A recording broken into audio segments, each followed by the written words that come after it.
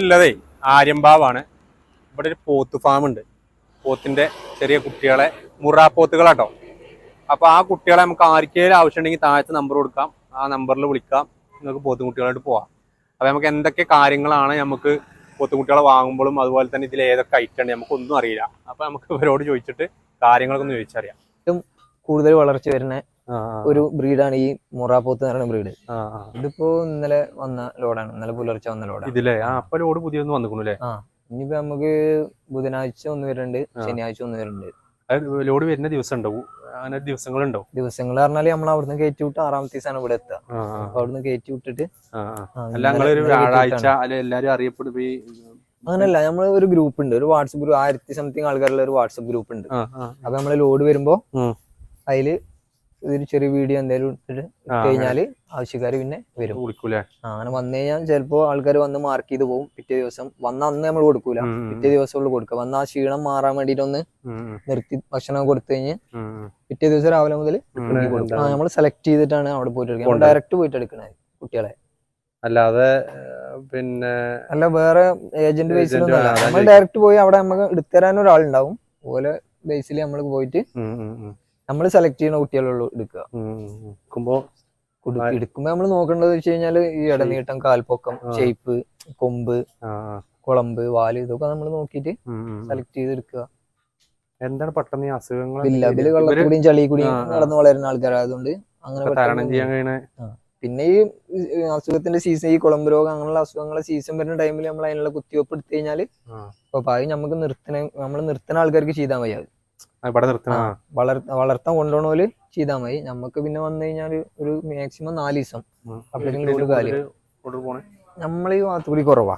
നമ്മളീ ഭാഗത്തേക്ക് അധികം പോണ കാരണം ഈ ഒറ്റപ്പാലം, ചെറുപ്പളശ്ശേരി ആ ഭാഗല്ലേ, അങ്ങനെയാണ് കൂടുതലായിട്ട് പോകുന്നത്. പിന്നെ അട്ടപ്പാടി, പിന്നെ അങ്ങനെ ഏരിയകൾ കൂടി. പിന്നെ വരുന്നത് പുറത്തുനിന്നാണ്, തൃശ്ശൂര്, പിന്നെ കാസർഗോഡ്, കണ്ണൂര്, കോഴിക്കോട്. അങ്ങോട്ട് ഇവിടുന്ന് എങ്ങനെ ഞങ്ങള് ഇവിടുന്ന് ഓൽക്ക് വണ്ടി അറേഞ്ച് ചെയ്തിട്ട് അങ്ങനെ കൊണ്ടുപോകും. നമ്മള് വണ്ടി അറേഞ്ച് ചെയ്ത് കൂടുതലാണെങ്കിലേ ഉള്ളൂ അങ്ങനെ ഒന്നിച്ചു കൊണ്ടുപോകും. ഒന്നിച്ച് 3 4 5 അങ്ങനെ വെച്ചിട്ട് ഓൽക്ക് ആവശ്യമുള്ളതിനനുസരിച്ച് അങ്ങനെ വന്ന് കൊണ്ടുപോകും. ഈ പോത്തുകൾ പറഞ്ഞു കഴിഞ്ഞാൽ നല്ല വളർച്ച വരും. ഇതിന്റെ ഒരു പോത്തുണ്ട് അവിടെ, ഞാൻ കാണിച്ചു തരാൻ. അതിനൊന്ന് പോത്താണത്. 4 വയസ്സുണ്ട്. അതൊന്നും 2 വയസ്സ് പോലും തികയാത്ത കുട്ടികളാണ് ആ കുട്ടികളൊക്കെ. ഇങ്ങോട്ട് മാറ്റി കെട്ടലല്ലേ? ഇന്നിപ്പോ നമ്മള് സ്റ്റാർട്ടിങ്ങിൽ കൊടുക്കുന്നതാണ്, കൊടുക്കുന്നില്ല. അപ്പൊ കഴിഞ്ഞ് വരുന്നത് ഒരു 4:30 4:45 വരെ ചോദിച്ചു. നമുക്ക് കൊടുക്കാൻ താല്പര്യം ഇല്ലാത്തോണ്ട് അങ്ങനെ 4 വയ്ക്കുമ്പോ നമ്മൾ 5 പറയും, 5 വയ്ക്കുമ്പോ 6 പറയും. നമ്മളിവിടെ നിന്ന് ഇത്ര 4 വർഷം ആരും നോക്കൂലേ. വാങ്ങി പോലെ 1 വർഷം ആകുമ്പോഴേക്കും, ഇപ്പൊ വാങ്ങി കഴിഞ്ഞാൽ അടുത്ത പെരുന്നാളാകുമ്പോഴേക്കും കൊടുക്കും, നിർത്തൂല. അവിടെ പറഞ്ഞാൽ അങ്ങനെയല്ല, എല്ലാ പേരും കൂടി ഉണ്ടാവും. ഇതേമാതിരി പേരുടെ ഉള്ളിലാണ് പിന്നെ നോക്കുക, മതിലിന്റെ ഉള്ളിൽ തന്നെ. ഇതിപ്പോ എത്ര വെയിറ്റ് ഉണ്ടാവും? ഇത് 1000 പുറത്ത് വെയിറ്റ് ഉണ്ട്. ലൈവ് കഴിഞ്ഞ് കഴിഞ്ഞാല് നമ്മളിന്ന് കൊടുത്ത പോത്തുകളൊക്കെ ഓരോരുത്തർക്ക് വിൽക്കാനുള്ള സൈസ് ആയിട്ടുണ്ടാവും ഫസ്റ്റ് കൊണ്ടുപോയതൊക്കെ. ഇതിന്റെ വളർച്ച ശരിക്കും 2 വയസ്സ് വരെ ആയിട്ടുള്ളൂ. ഇപ്പോ 2 വയസ്സാകുമ്പോഴാണ് ഈ ഉദയത്തിന് ഇതിനൊക്കെ പാകാണത്. ആ ടൈം ആകുമ്പോഴാണ് പല്ല് പറയും. പല്ല് പറഞ്ഞു വന്നു കഴിഞ്ഞാല് അതിനനുസരിച്ച് ഇത് ആവും. ഇതിപ്പോ 4 പല്ല് പറഞ്ഞു, നമുക്ക് 4 വയസ്സ് കഴിഞ്ഞു. 6 പല്ല് പറഞ്ഞു വരുന്നവരെ വളർച്ച ഉണ്ടാവും. അപ്പൊ പിന്നെ അങ്ങനെ വലിയ അലമ്പും കാര്യങ്ങളൊന്നും ഇല്ല. സമയത്തിന് ആൾക്ക് തിന്നാൻ കിട്ടിയായി. തിന്നാൻ കിട്ടിയില്ല എന്നുണ്ടെങ്കിൽ, സമയത്തിന് തിന്നാൻ കിട്ടിയില്ല, അല്ലെങ്കിൽ തുണക്കൊരാളില്ലാന്നുണ്ടെങ്കിൽ ഇതാകണ്ടേ ഒച്ചമ്പുളി ഉണ്ടാക്കി നനഞ്ഞു വയ്ക്കണു.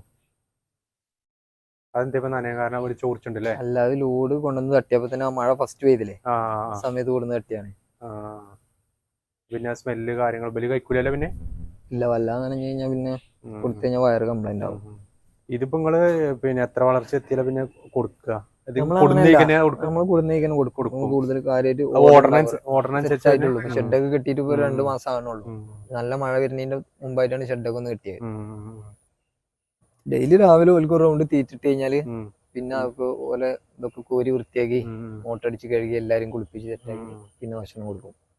ചാണകം കൊണ്ടുണ്ടോ? ഇതുവരെ കൊടുത്തിട്ടില്ല.